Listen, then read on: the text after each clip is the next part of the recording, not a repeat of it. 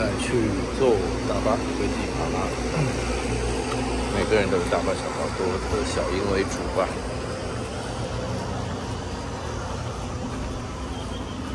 哎，这个兄弟他有个 truck， 黄龙吧，这是 GAPA 的话，是攀岩人，竟然是一辆小中巴车。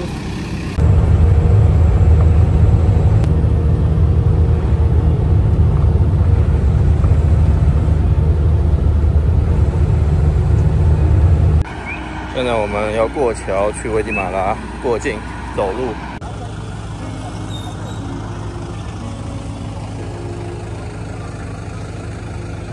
这地方更加的尘土飞扬，然后我们好像还要换一辆车吧。但是我们现在已经出飞机行李好想吃啊，但是我没有现金，就是没有当地的币。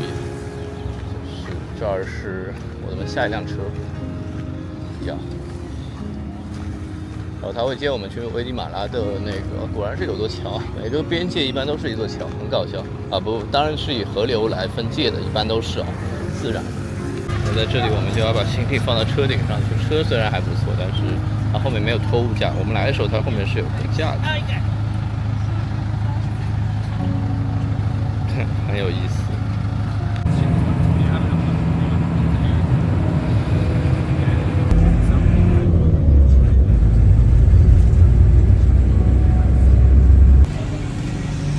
现在开始卸包，大家其实都是背包为主，行李箱就没几个。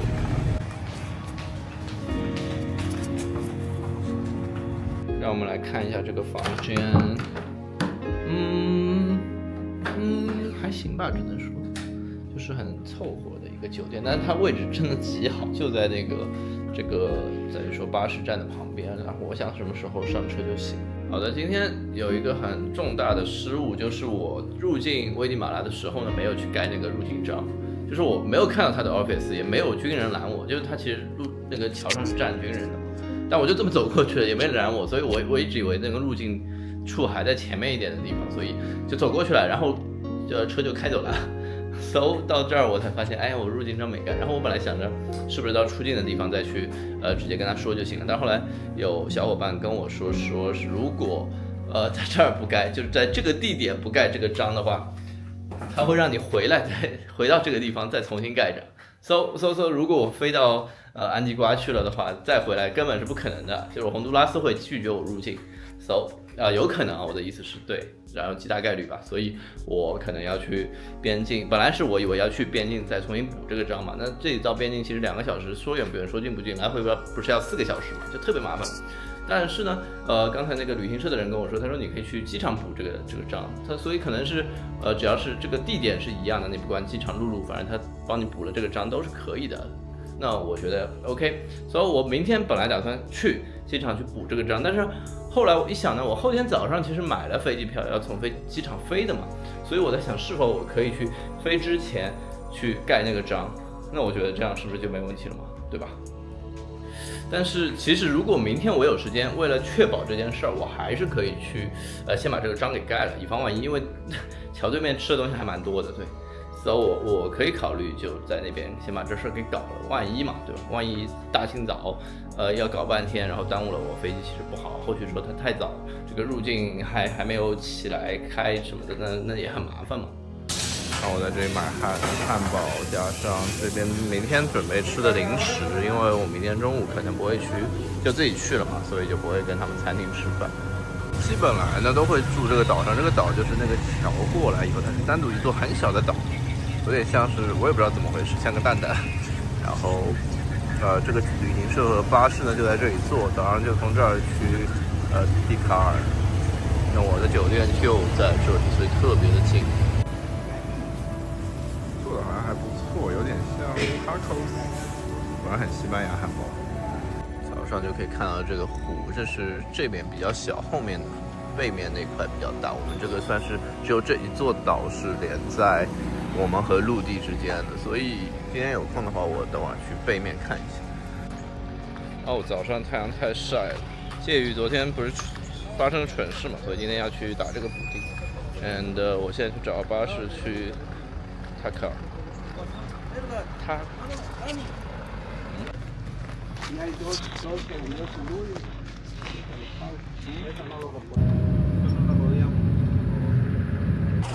这里是买票的地方，然后再开车进去还有17公里 ，so。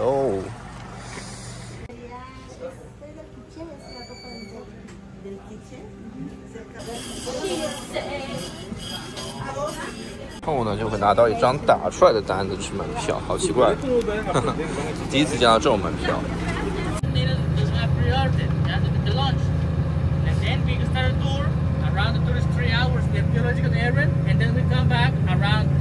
现在进入 solo 时刻，在这里就是没有网络，因为都在雨林中间了嘛。那然后我不知道看看从哪里进去。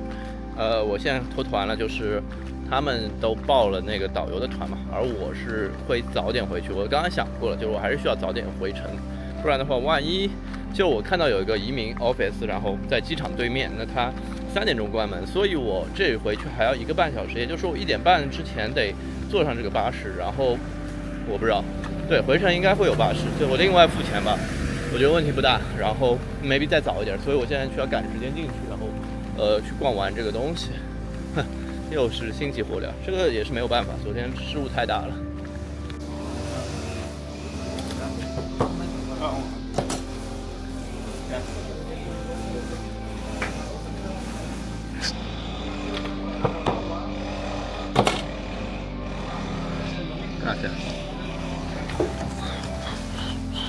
然后我们就入园了。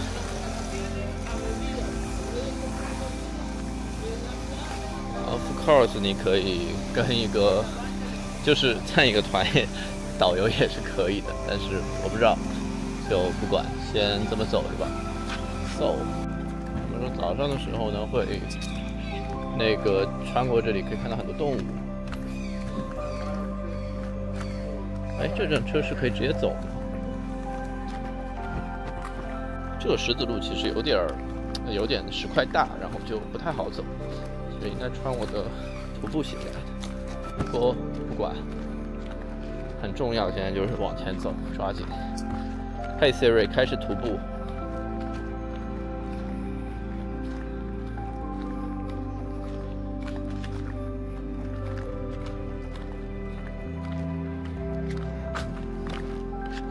现在没有人吗？这儿？哦，这比我想象的好。我以为这个地方它就是，怎么说呢，就是会很茂密，要钻过那种丛林。但目前看起来还可以，因为他们说有狼蛛，你知道吗？什么昆虫？我操，我真的吓死！我是昆虫恐惧症嘛，大家知道。至于这昆虫恐惧症，我也不知道是什么时候来的，好像是天生带的基因吧，我感觉。因为昨天我看了一个小孩子去创作曲子嘛，然后他的声音音准非常的准，就是可能跟周杰伦那种是有绝对音准天赋的嘛。那这种就是刻在基因里的，你生出来可能就有了。那我是还有 APV， 回来可以让他带我一声，然后我是没有的嘛，就我自己学过音乐，我自己知道，所以我觉得这种都是可能刻在隐性 DNA 里的那种东西。哦，走在林荫下很凉快，非常的舒服。但是到广场上以后呢，据说会很晒，因为那边没有任何的对。And 我涂了防蚊的，应该 OK 吧。因为早上呢，就是早起的话，你就比如说日出团回去说6点钟那种团，它可能有点雾气，然后湿度也比较大，可以看到很多鸟啊，还有吼猴，还有魔，这儿有很多，所以它这个地方呢，它是双国家公园，应该算是它是自然生态一部分，还有这种历史文化遗产的一部分，两部分加起来，从1979年好像是加入的，非遗文化吧，很厉害。这个加上危地马拉的火山，这两个一北一南，应该是危地马拉最出名的2个景点了吧？我觉得。哇，大家看这是什么榕树吗？好像也不是，哇，好大哇！拍一张。看一下地图哈。哎，你看这儿住了有一个魔的照片，从这边穿进去应该会有魔。现在我就在这里，其实跟着车走也没什么问题。哇，好大规模，你看，它是有好几个金字塔群的，但主广场呢它是有2座，然后它有第4广场，还有一些宫殿，再加上第4塔的话它是最高的，据说有22米，22层高。应该是，那你想当年那个人力，它是在公元200年是鼎盛时期嘛？公元200年，你想想看，现在是2000多年了，是吧 ？So， 当年的那个也是有传说是什么外星人啊，跟金字塔造法一样什么那种，比较夸张哈，人力物力不可想象。所以当年玛雅文明其实是很鼎盛的，尤其在中美洲这一块。那我接下去呢会去科潘，对，那。加上我在坎昆那边看到的，这里看到的，包括科潘接下去的那个，接下去科潘我可能不会去啊，但是这3个玛雅看完基本就全看了。当然还有很多小的玛雅那种东西，比如说是这边吧，比如说是伯利兹的，比如说是危地马拉别的部分的，还有洪都拉斯里面也有一些别的，包括尼加拉瓜可能也有。那种呢就不去了，但主体的3个我都到过了，至少。对，好晒好晒。那我现在就往前走吧，我们看一看能看到什么动物，如果有的话，就是你听到这声音，它其实还是有很多鸟叫啊什么的。对，现在比较干燥，我觉得比较好。别让我看到什么虫子，谢谢谢谢谢谢。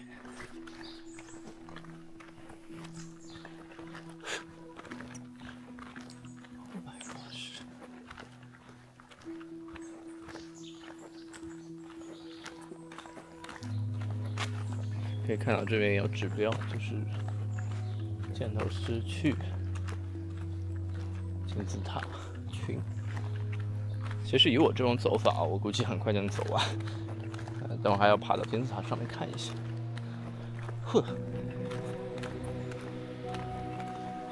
爬坡还是有点累，这个坡度还可以啊。说起火山这个事儿，火山呢这次就是我还是打算去报的，但是我打算报直接车开上去的那种富贵团、懒人团吧。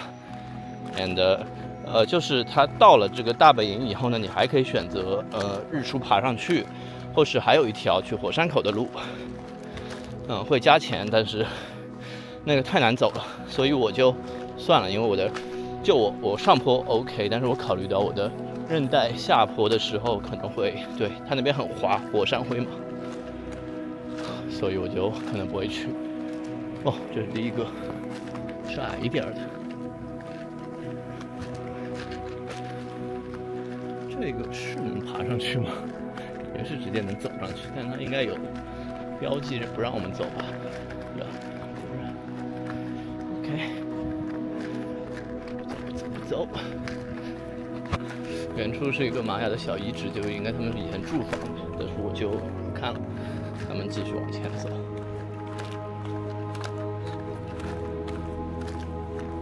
这边看起来就比较湿润，有水的地方呢就会有虫子。我只能说，这儿又是一个小遗迹，这个跟那个亚德里亚市那边那个有点像。亚德里是不是读这个？我现在已经忘记了。反正坎昆那个玛雅，想起来好像隔了很久，但其实也没隔多久，大概也就大半年吧。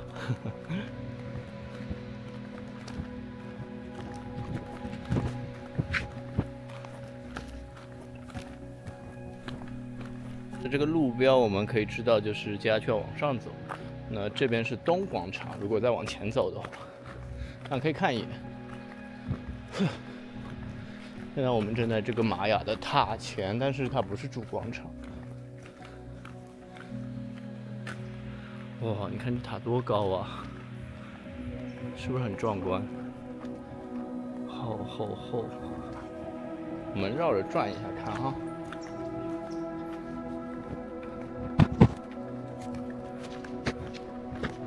太帅了吧！确实很壮观。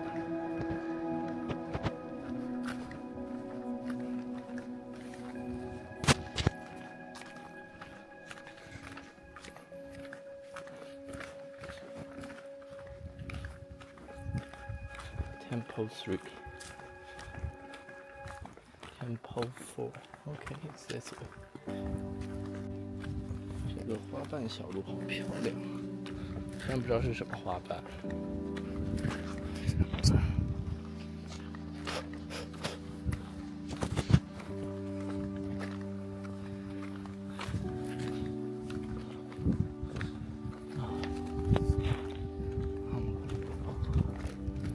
这是可以上去的，应该。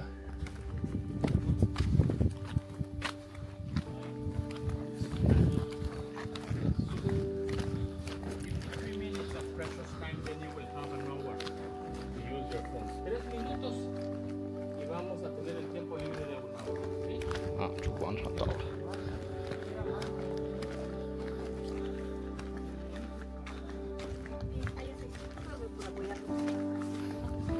大家都在拍照，等会儿我找个角度，找个人帮我拍一下。Oh my god， 这就这样做是吗？前以后太帅了。那虽然怎么说呢，没有那么大，没有那么高，但是好帅啊！你不得不承认，比那个坎昆的要帅。不能爬，那边也是不能爬。这种小的是可以爬的，虽然我们上不去但是我们可以到很下面来看一下这个角度。我会觉得它还是挺大的，可能我拍出来就是广角，它会压缩，所以你会觉得它没有那么大，它其实挺大的。那我们现在去另外一边看一下。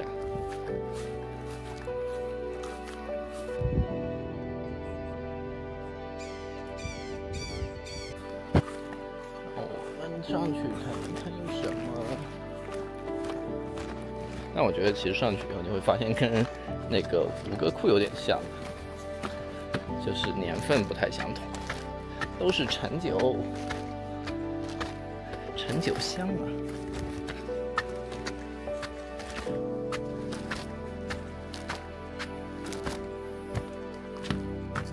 现在我用了45分钟到这里拍完照片，转了一圈。Hard to say。我感觉我12点前就能回去了，如果我想的话。我觉得而且是一个好时间点。回到那边2点钟前去看一下，如果不行得赶紧打车去关口边境盖那个章，因为我怕边境太晚就没有车回去说，他们自己也要下班。我现在好像大部分精神都耗在了那上面，所以你想，就是旅行中就是怎么说呢，会有很多意外吧。但是你看我这一次已经相当的波澜不惊了，我不知道为什么，可能不是很重要这事儿，但它其实会涉及到我下一个国家甚至回美国的事情 ，so 其实是重要的。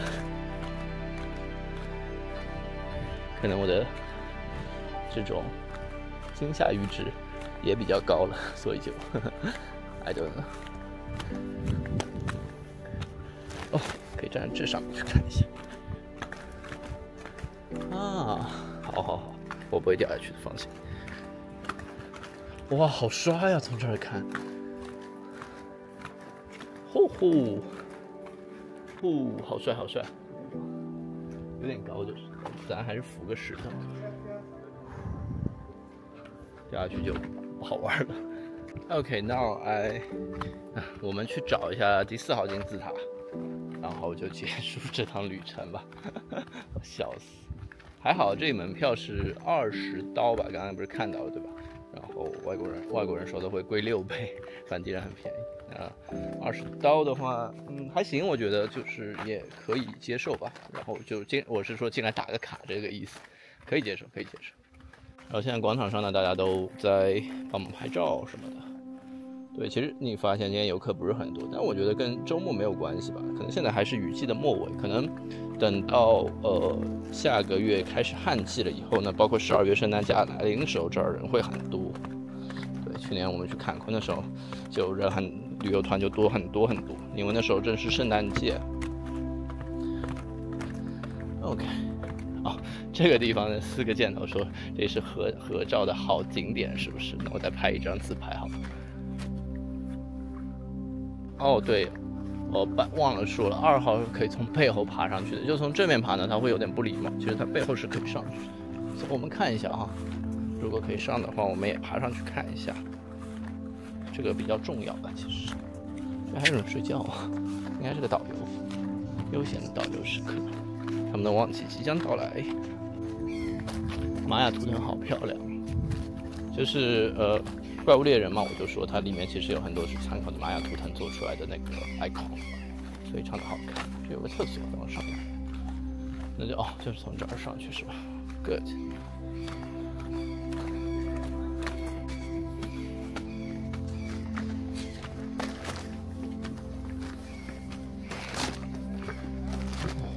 我操！大家看这个爬楼梯还得爬那么高，好累。那个叫声就是吼吼，听着像鸟对吧？但它其实是猴子。我们能看到吗？看不到。哇哇哇！这很震撼哎！我拍个视频。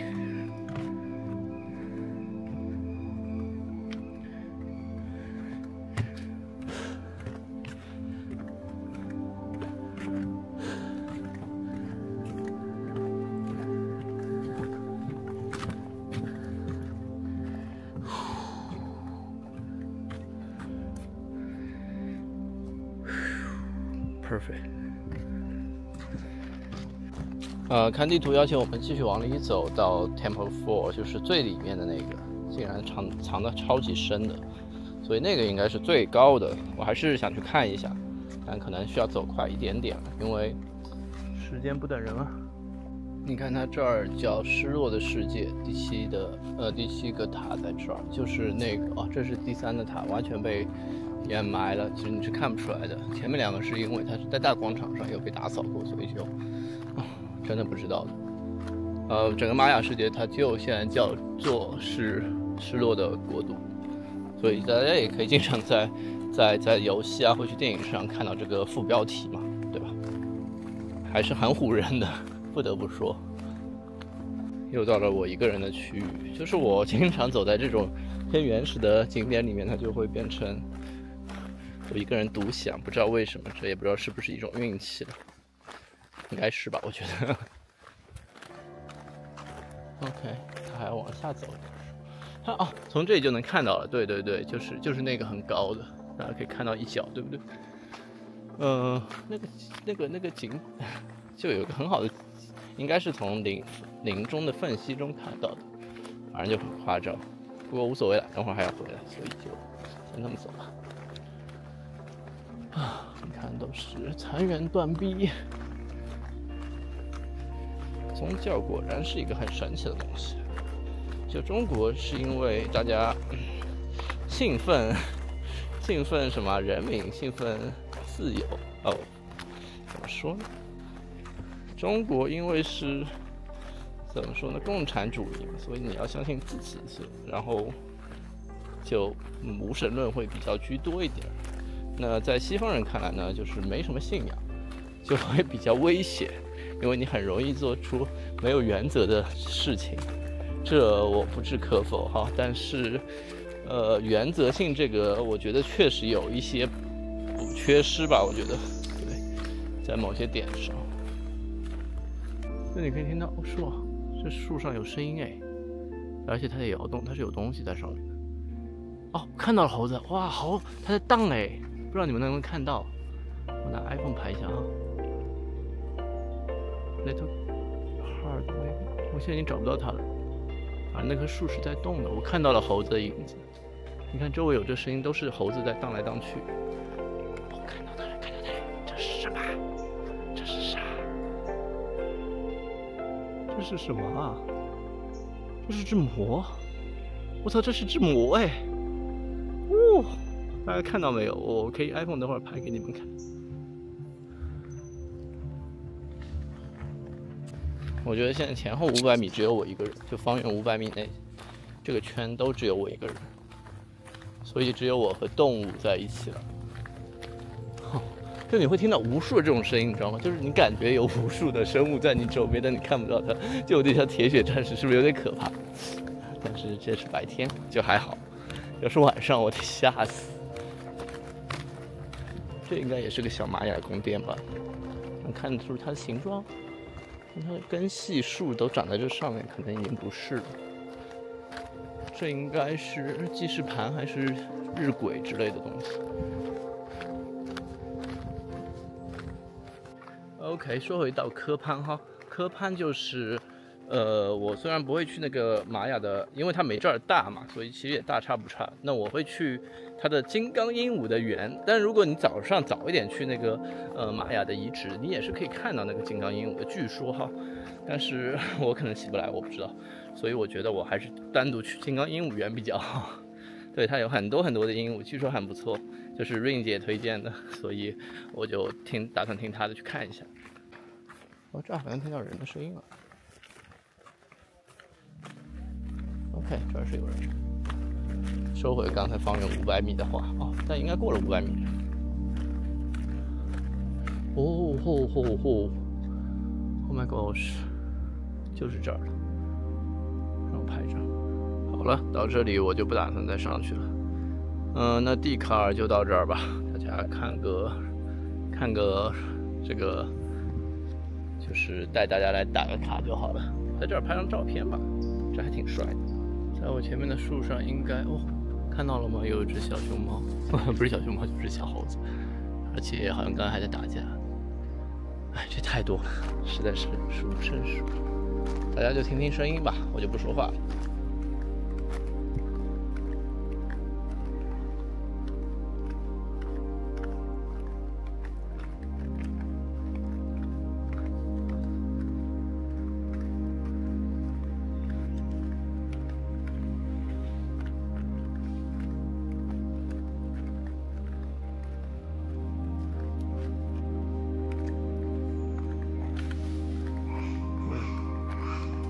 哦，看到了好多啊，都在上面。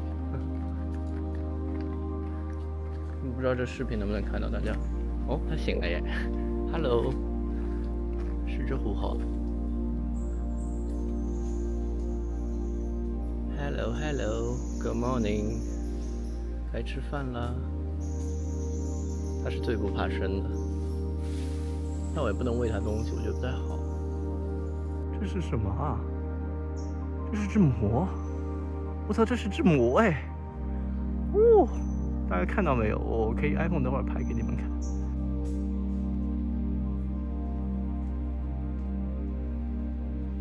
在吃什么呢？树叶吗？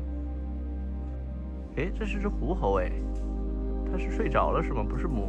哇，它在树上睡觉吧？这是魔吗？不确定。好好玩啊！ Hello，Good morning， 该吃饭啦。它是最不怕生的，但我也不能喂它东西，我觉得不太好。要不我试喂一下，但这个有点辣。You want that？ 放一点在这里，看它会不会下来吧。OK， 接着走。哦，拉屎了。真危险，赶紧逃！我感觉它在粪便攻击，我操！这些猴子，我可是你们的祖辈，啊，不是祖辈，呸！确实是啊，猴子能活那么大吗？灵长类动物，咱们可是一家，我也是猴子啊！我又爬了一次，这次看到了，那么小，确实很难捉，非常的不明显。那就是4号。这个山鸡呢叫危地马拉火鸡啊，学名是我乱叫的，我经常乱叫东西。然后那我总结一下这个吧，这个它确实是很大。如果我把比如周围失落的世界啊，还有别的几个 Temple 5什么全部看完的话，毛估估也要3个小时起吧。对，所以它其实一来一回已经花掉1个半小时，它已经花掉2个半小时。sorry， 它一来一回，所以它一来一回已经花掉3个半小时至少呢。再加上它总共其实只有7个小时左右嘛，那其实你算一下，它中间只有3.5个小时在这儿，那除掉吃饭的时间 ，maybe， 上厕所什么的，你只有3个小时不到的时间，所以其实是紧张的对他们来说。很顺利，然后在11点50分的时候就到了这门口，然后我找到了车子，他是12点15接他们回去，所以就我刚好跟这一班就好了，那就算解决这个问题了吧。那他会把我在 airport 这边放下来，我觉得很不错。然后接下去就看命了，是否会在这儿解决，还是我真的还要去边境？他说1个小时，那也就是1点1刻左右，1点半之前我就可以到那个关口，到我的那个地方。Yeah. Thank you. Wow, it's cool. May I see? Oh, yeah. Okay. Yes, please. 这个 ，Oh my gosh， 这个也真的是太……哇，它里面竟然是香蕉哎，巧克力香蕉，蛮好吃的，就是形状有点奇怪。我靠，狐猴上树，好可爱！狐猴嘛，天哪！回程竟然是从这个刚才我们看到的入口岔路开始走，穿越雨林，很好玩。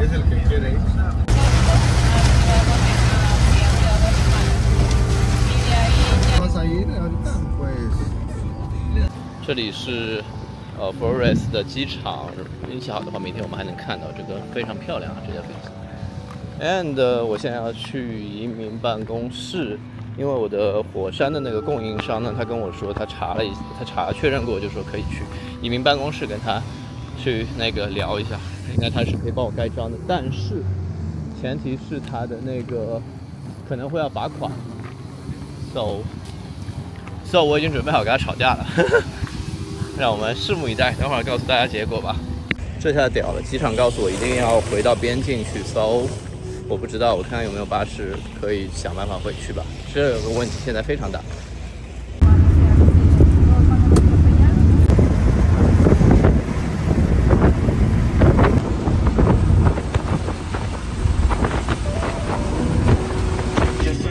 这辆车上现在只有我一个人乘客了。和他的副拍的，太搞笑了，很好。下面还有大约40分钟可以到边境嘛，然后我应该会选他的车站回来，至少不能说太早，先等我把这事儿给解决了，我们再说。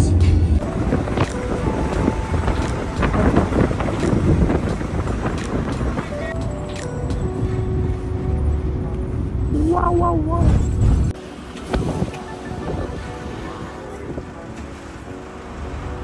笑死，熟悉吗？大家又回来了，我他妈的，我真想骂人。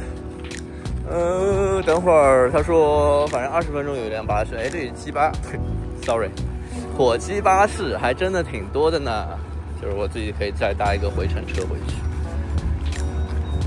这条河，这座桥。对面的桥，真无语。如果边检入境管理局等会儿要 judge 我什么费用啊、罚款啊，我就要开始骂了。让我来代表这个未和中国建交的国家来一场针锋相对。我操，我在干什么？来，让我顺利过了吧，不要搞了，干！啊，这不就是昨天那种背包客巴士吗？它原来晚一点还有一班啊，我以为只有我们那一班，不同公司的吧。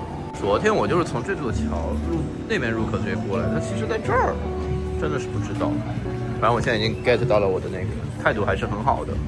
当然，中心思想呢，大家都是大眼瞪小眼，他们以为我要去伯利兹，我说我他妈是回来盖入境章的，然后他们都懵了，他们在想怎么回事，然后我也不知道怎么跟他们说，就这个事儿很奇妙，对不对？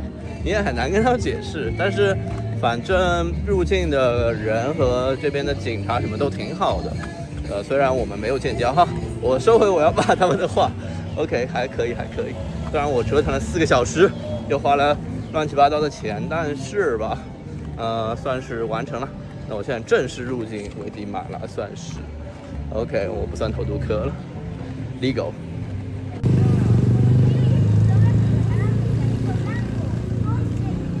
他们还给我了一个红毛丹，但是我其实小时候吃过，不知道现在要怎么吃，叫波它。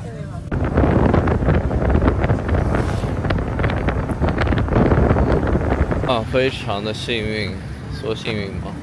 就是合理吧，还是回到了这儿。虽然我要走过一座桥，但是还不错，很近了。And 我这个 Pocket 只有7%的电，我手机只有4%的电，我的耳机也所剩无几，我的充电宝已经是0了。所以今天我算了一下，我总共坐了8个小时的车啊，这儿有个 Burger King。然后我总共坐了8个小时，可能还多的车，因为它这儿虽然说直达可能2小时，但其实你拖一会儿，这个弄一会儿，感觉每次都要搞到2个半小时以上，所以其实还挺耗时间的。不过 whatever， 好消息就是我回来了，而且顺利。这个湖其实非常的大的，就是你往我们刚才来的路，大概开1小时半小时多，1小时吧，可能它还是围绕在湖边上的，才到那个湖的顶端。所以这边可以看到，往那个方向是一个顶端，就是房子那儿，所以它其实很大的。and 什么呢？就是我们这才刚刚开始在湖的边缘，然后它还要往里面纵深很长，有点像提提卡卡湖吧，我也只能说，你看，就是望过去全黑的，很远很远的地方你才能看到一点光亮，我都不知道那是不是岸，可能还不是岸。反正车是要开半天的，因为它有很多路障。说危地马拉的路呢，它就是有点坑坑洼洼的，大货车砸的吧。就伯利兹的公路修的是非常的好，然后到这边以后立刻会有坑坑洼洼，但是有一部分倒也还行吧，我觉得一半一半。就是很累啊，而且这个 Turkey Bus 的话，就是说它就分各种车吧，也未必是我们坐的那种好一点的车。我来的时候那个已经算宽敞，回来的时候哇操，真的挤到爆炸，不好说哦。昨天我的那个房间里，它那个插座是坏的，让我到外面去充，就导致我就今天也没什么充电宝也没充满嘛。那他说是给我进去修了，然后应该好了吧 ？And 哇，这他妈桥那么长啊！没想到我。然后那个他帮我洗了衣服嘛，我还没给他钱。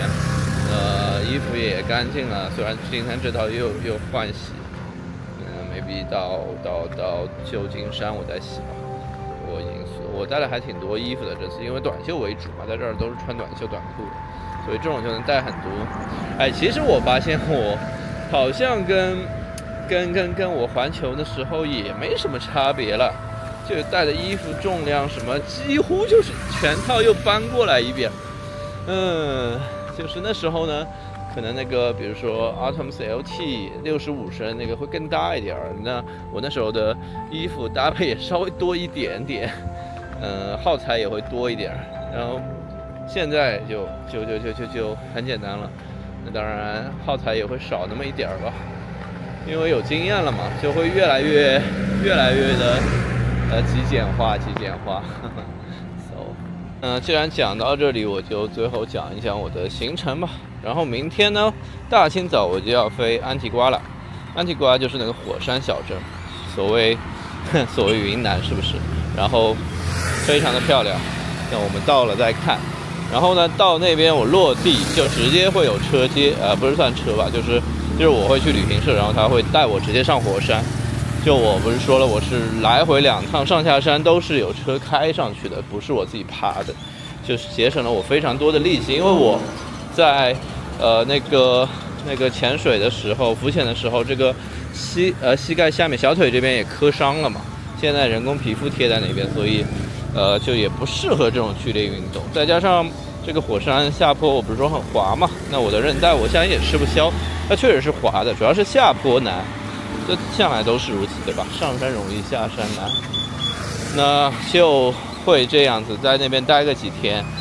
希望明天晚上呢，明天傍晚这种时候不要下雨，蓝调时间让我好好拍一下火山，然后它最好喷发的漂亮一点之类的，或许下完雨这样子会更干净。那接下去我就在安提瓜待几天以后呢，要去洪都拉斯，又是坐这个但是 shuttle bus 会好一点。但它还是会需要耗6到7个小时左右。他说6到7个小时 ，maybe 要8小时吧。他是3点半就起来的那种，所以会很长。